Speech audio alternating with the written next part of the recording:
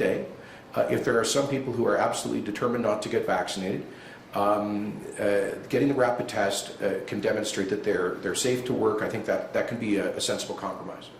Thanks, Tyson. And now, since we've wrapped up in-person journalists, let's jump over to the phones. Operator, can you please put through our first call? Tom Vernon, Global News. Hi, Fraser. Thanks for taking my question. I want to get a response to something you said last week. You told the voters, or mentioned the voters in Fort McMurray-Lac-Laudish should look at Brian Jean's track record. One of the things that you mentioned was him leaving the legislature early before the end of his term in 2018. He has responded. He said he left because you didn't talk to him for 4 months, and that if you didn't want him there. Do you have any reaction to the reason he's given for leaving?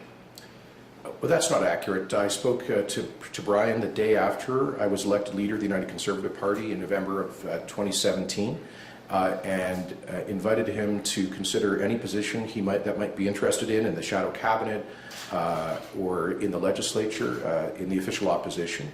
I said he was a critical member of the team, wanted him fully involved in a senior role, a front bench role in the party and the caucus. And he said he wanted to think about it. He texted me, I believe, the next day and said that he had decided that he wanted to take a bit of time to step back, reflect on his future. And my reply was, I respect that completely. As soon as you want to get re-engaged, there will be a position for you. And please let me know when you'd like to speak again. And I didn't hear back from Brian until he called me a few months later to indicate that he was leaving his seat. So I respected his decision. We did everything we could to invite him to take a meaningful leadership role. The point about my comment was simply this, that Mr. Jean did not complete his term as an MP. He did not complete his term as an MLA.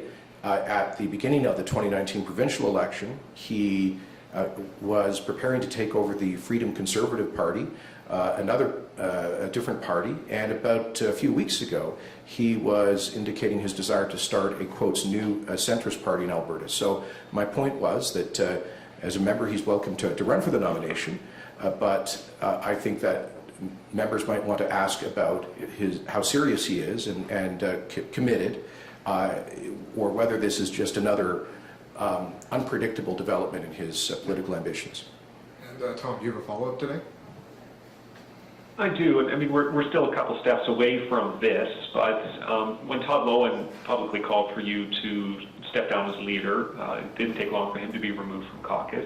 You now have Brian Jean running to rejoin the party, rejoin the caucus if he wins a nomination into a by-election.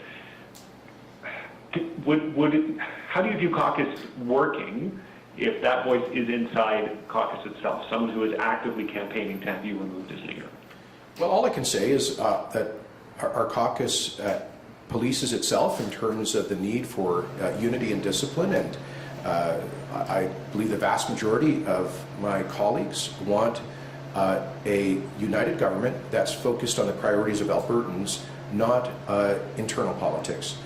Albertans are telling us to focus on their priorities and not on settling scores in an internal political dispute. I don't think that's what Albertans are looking for. Okay, operator, can you please put through our next caller? Jace Kaiser, City News. Hi, good morning. Thanks for taking the question. Just to follow up on that, Mr. Premier, obviously Brian Jean's been openly critical of you here. Now he's saying he wants to run for UCP leadership if a race is called. Is your party in trouble when you have someone like Brian Jean undermining you and planning to continue to undermine you? No, I don't think so, because he was doing that before the last election. We won the largest mandate in Alberta electoral history. And do you have a follow-up today, Syed? Fair enough. Now, I guess what I'm wondering is whether or not you feel you can still run the party when you have people like Brian Jean in the party saying that there are other members who share his same sentiments. Mr. Jean's been trying to destabilize our party for going on 3 years now. I regard that as a distraction. We are focused on doing the people's business right now on economic recovery. And what we see is Alberta, I believe, headed into a boom. And that is in part because of the open for business policies of this government. It's partly because of a recovery plan. I'm happy to be, for this government to be judged by our results. I'm not going to be distracted by somebody trying to settle scores with internal political games. Okay, operator, can you please put through our next call? Audrey Duvaux, Radio Canada. Hi, my first question is for the Premier, so if you could please answer in French and English, that would be appreciated. Thank you. Given that when Mr. Lowen called publicly for your resignation, he was out of your caucus by the end of the day, why is someone like Leela here, who is also calling for your resignation, still in caucus? Well, our caucus makes decisions, and I think our caucus wants to stay focused on the people's business and not get distracted. I can't reveal the details of caucus discussions or the full context of various decisions that are made. But I can say that the overwhelming majority of the government caucus is focused on doing the people's business, on economic recovery, on keeping our commitments to Albertans. And we can see the results now with Alberta charging ahead with the strongest economy in Canada this year, and we believe again next year, with tens of thousands of Albertans getting back to work, and with optimism coming back to our province after a tough couple of years. Okay, Audrey, do you have a follow-up today? Before my follow-up, could I please ask you to respond to this in French too, please? OK. Je ne peux pas parler des discussions à l'intérieur du caucus du gouvernement, évidemment c'est confidentiel, mais je peux vous dire que la grande majorité des députés conservateurs ils sont axés sur les priorités des Albertains, particulièrement la croissance économique, la recouverte de la récession, et nous pouvons voir les résultats avec une croissance économique et des emplois les plus importants au Canada, à cause, en partie, à cause des politiques de ce gouvernement, à cause de nos politiques pro-croissance économique, et je crois que nous voyons les résultats du plan de recouverte économique de l'Alberta, et mes collègues sont axés sur ces priorités-là. Sorry about that, Audrey, you can go ahead. Thank you. Shifting back to the Jobs Now program, just to be clear, could you please state how many thousands of jobs you were actually applied for? I know they need to be filled, but if you could specify that. And also, why has no provision been included to also focus on the post-secondary as other provinces have also done with that kind of program? Okay, thank you. First of all, we've had, I think, 23 applications from businesses, resulting in the creation of over 14,000 new jobs, and we expect to see tens of thousands more through the balance of the program. I believe there's $280 million in balance left to spend on the program, so that would be well north of 20,000 additional jobs that would be supported if we see a complete, if that money and the program is fully subscribed. So I would say to estimate an additional 20,000 jobs at least that would be supported. And in terms of post-secondary, I don't quite understand the question. Of course, the government of Alberta supports post-secondary education. Every degree program in the province, every trade program is supported with taxpayer funds, and in fact we continue to have the highest percentage of population in Canada with post-secondary education. One thing we are doing in the post-secondary sphere is our Skills for Jobs initiative, which is working with our colleges and universities better to align their programs with job outcomes, because we don't want to force taxpayers to subsidize post-secondary programs that lead to unemployment. We need to ensure that young people are getting training and experience and education that will set them up for a successful future. And increasingly, that's why through our Skills for Jobs program, we're bending the curve in, for example, our post-secondary funding formula towards a greater emphasis on experiential learning, things like co-op programs, apprenticeship programs, and practical learning programs, towards skilled trades training, like they do in much of Europe. So that is, I guess, our labor market approach in the post-secondary field is to work with the universities and the private sector to increase experiential learning that have programs that have very strong labor market outcomes. I'll try to say that in French. Tout d'abord, on a vu 2300 employeurs qui ont déposé les demandes pour le programme de Jobs Now, qui ont créé environ 14 000 nouvelles emplois. Et si le programme est utilisé entièrement, nous estimons un autre, je dirais, 20 000 emplois qui seront supportés par les subventions de Jobs Now.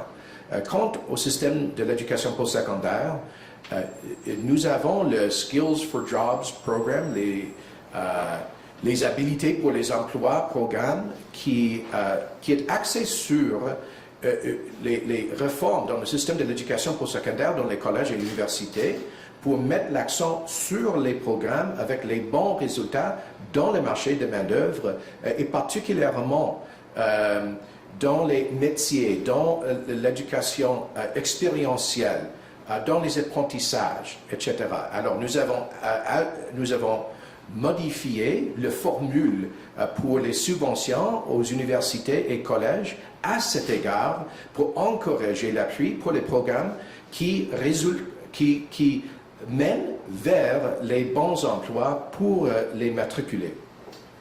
Thanks, Premier. Operator, can you please put through the last caller we have on the line today? Adrienne Williams, CBC French. Hi, my question is also about today's announcement about the job creation.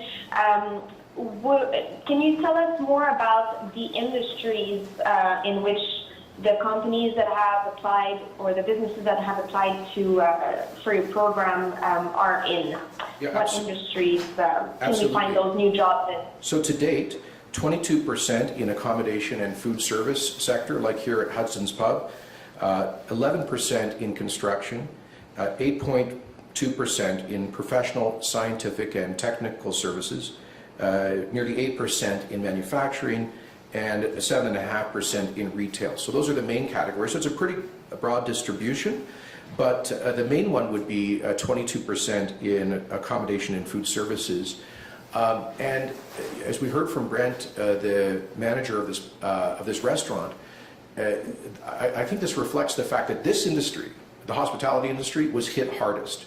Most of those other industries I mentioned were largely unaffected by public health measures in the past 20 months, but obviously restaurants and hotels with the lack of travel have been hit super hard. And that's created a rupture in their workforce. A lot of folks that used to work in restaurants like this who kind of gave up through COVID because of all of the opening and closing, and they've gone on to other things. And so this is an industry that really needs to bring in a lot of new workers and train them up, and I think that's why we see the greatest demand in the hospitality sector.